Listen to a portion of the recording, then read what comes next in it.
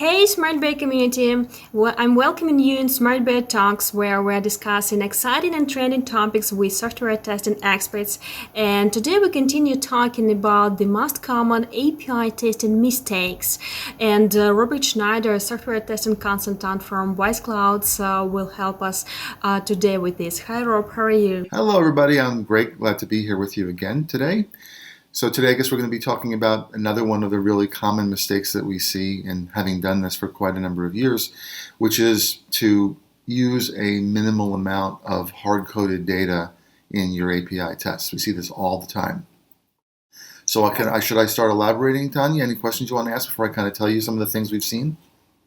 No, the mic is yours. All right. Well, so a very common scenario that takes place all the time is that people will write their API tests in such a way that they're using 5, maybe 10 different hard-coded scenarios, right? Let's say it's a hotel reservation API, and you're saying, let's do a test of making a valid reservation, and let's do one of an invalid reservation, and one where the card payment goes through, and one where the card payment doesn't go through. And that's about it. That's 4 that I just said right there, okay? And let's say that your API takes 10 to 30 different input parameters, and a lot of times they do, right? Maybe your frequent traveler number, your dates, the room type you want, the bed type you want. If you think about the number of permutations and combinations on that, it gets very large very quickly. And yet, what we see people doing all the time is using a very small amount of hard-coded data for maybe those 4 scenarios, and it's always the same data, right? It's John Smith, 123, any street, any town, USA, or whatever it might be, whatever the geography is. And they run with that every time. So when you do that, first of all, there's a lot of things that you're risking. You're risking, first of all, testing your business logic on the back end. You're not really exercising that business logic. You're not doing any kind of corner or boundary conditions. Maybe if you're testing dates, you could put a date of like June 31st or something like that, which is fine. But really what you want to be doing, the other part of that problem, before I go into that, what you want to do is that by doing it that way, you're not exercising the back-end logic, you're not testing corner conditions, and from a performance perspective, if you keep calling the API with the same hard-coded values, probably at the back end of the API is a database of some sort. And in that database, the records that you're pulling, or the couple of records you're doing with this, are going to be cached in memory, which means every time you call this API, you're going to get back blindingly fast results. And the problem is that that's not truly what you're going to see in production. In production, you're going to be getting randomized data and from the users, and you're going to be getting randomized data from the back-end API, and you'll get a much more realistic set of performance numbers. And this is why among the reasons why using hard-coded data and small sets of it is so dangerous.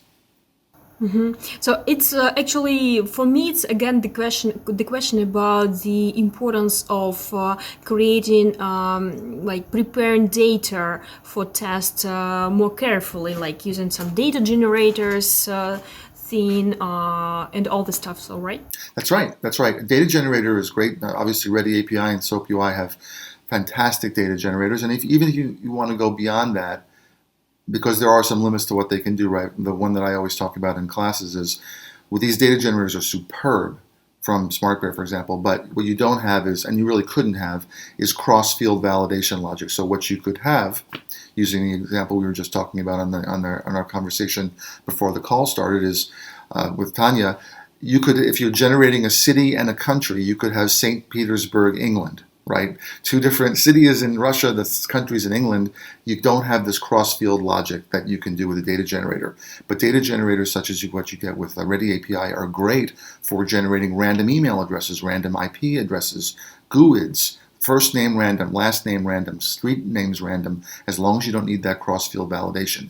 If you do need cross-field validation, you can pair the data generator with your own logical data that's meaningful in your own test cases. And then let's say if you've got 30 fields of data going to your API, maybe you only need 10 of those to be meaningful data, but the other 20 should be filled in with something.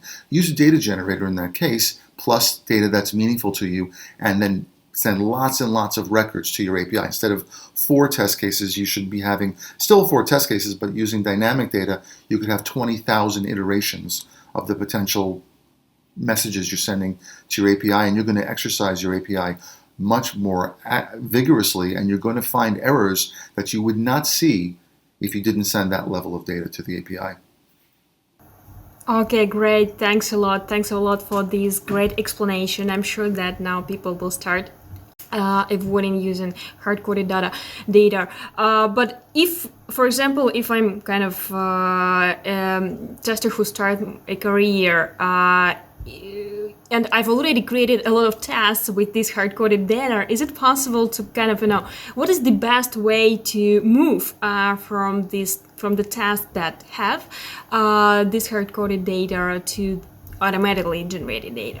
Well, never throw away any good work, right? If you've done some hard work to build your test cases and you're very happy with them or they seem to be working okay, don't throw that out. We never advise that. But in those kinds of circumstances, think about maybe augmenting them or adding some new test cases that are more dynamic, that use data generators, that use other approaches for feeding information to your API, and then run them alongside each other and then gradually add more and more data to the new tests. And eventually, if you want, you can decommission your old API tests and then move completely forward with the new data generated test cases. So never throw away good work, but try to build on that and try to build on it in such a way that is dynamic and flexible rather than hard-coded. Like, a thing we'll see a lot is we'll go into a customer site and they'll say with great pride, we have 10,000 test cases we wrote. And we say that's a lot.